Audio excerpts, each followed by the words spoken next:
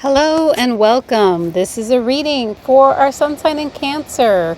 You may also be feeling it if your rising or moon is in Cancer. It's a quick overview for 2025. First and foremost, Happy New Year, everyone. All right, let's dig into this. So, as we all know, Pluto entered the sign of Aquarius, which is your 8th house, Cancer, in November 2024. So this is the beginning of a new 20-year cycle, which involves total transformation with regard to big money. 8th house rules big money. It rules things like corporate or government jobs, inheritances, gifts as well. So this is a very interesting time for you with Pluto in your 8th house over the next 20 years. Moving right along, you have Mars retrograde since December 6th all the way till February 23rd, 2025. Mars retrograde might make you feel a bit sluggish. That goes for all of us. Projects may not get off to a start right now. It's more of a time to review things. And if you have old grievances, it's really a time to kind of work through them and let them go if possible. But at least try to discuss in a calm way and come to some kind of resolution. Because if you just bury it in April, when Pluto opposes Mars for everyone, there's going to be could be some type of confrontation or power struggle. So the more you're at peace with anything that's going on with regards to maybe, old arguments or grievances or people you're not getting along with, it would be better to try to resolve it prior to this April Pluto opposite of Mars, because otherwise you might just blow up. Anyway, also in January, we have the North Node. So we have a lot of major shifts in 2025, starting with the North Node and changing signs. So we have a lot of big things changing signs this year. So it's really a very transitional year. It's a great time to, break away and maybe just reset everything. Things you haven't been that happy with, it's time to let go of and really lean towards what will bring you happiness. So January 11th, you have the North Node changing signs. It's going into the sign of Pisces with the South Node entering Virgo. So for you, Cancer, that is your 9th and 3rd house. So North Node rules things like your way in life, and 9th house is higher education or learning. So please take advantage of anything, opportunity to learn, to enroll in school, or any trainings you might have at work that could help you. If you're retired, maybe you're going to do one of those trips where you get to learn while you travel.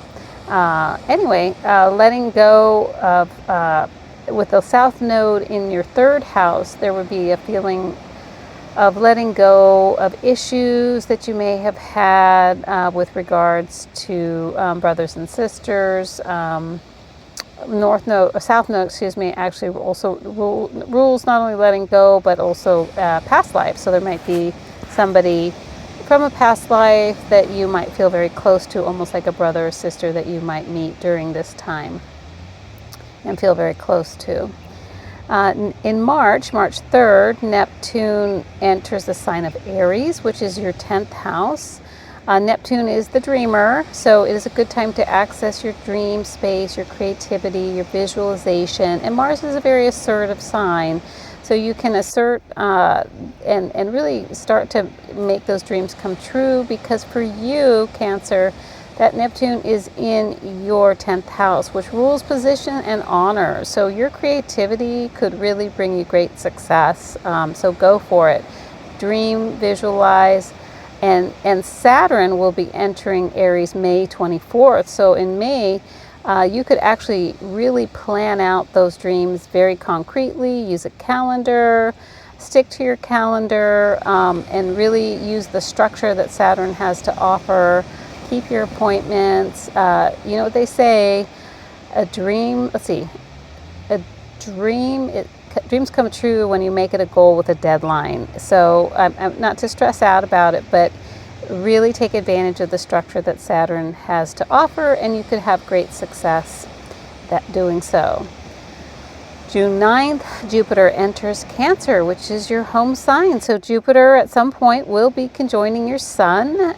So that could bring you terrific prosperity, happiness, very positive time for you, especially starting June 9th and on into the second half of the year. New beginnings, it means it's entering your first house. So first half of the year, you may be resolving old conflicts, planning, dreaming what you want to create, calendaring it out in May, and June is June. Then Jupiter enters your first house, so you're doing a lot of completing on that cusp prior to June, where Jupiter was in your 12th house. Now it's going into your first house, so it's very new beginning. So the middle of the year is going to really be a great launching pad for you, Cancer. July 7th, Uranus enters the sign of Gemini. That's very electric and communicative. For you, that's your 11th house. You might be putting news out on social media, also accessing your higher mind. So very exciting year for you. Just be aware that January through April, at some point in time, we have all of these planets, Mercury, Mars, Venus, retrograde at some point during that first quarter of the year. So I would, Mercury retrograde, always, be wary of signing any new contracts during that time. Make sure you triple check any communication. Like I said, Mars might be dealing with letting go of old grievances or resolving things that might have been an issue from the past. Venus, you might be retrograde time. You might be reflecting on relationships and trying to improve them or letting them go. So a lot of that in the beginning part of the year, and then middle of the year, like I said, from about June 9th on, very positive, very new beginning, and visualize what you want to create. That's all for now, Cancers. We will be having monthly, more in-depth readings, and then soon I will launch my website, astroangel.org, for more personalized readings, also transit readings and relocation readings as well will be offered. So if you like or resonate with this work, please hit the like or subscribe button. Looking forward to seeing you again. Happy New Year. With light and love, Astro Angel.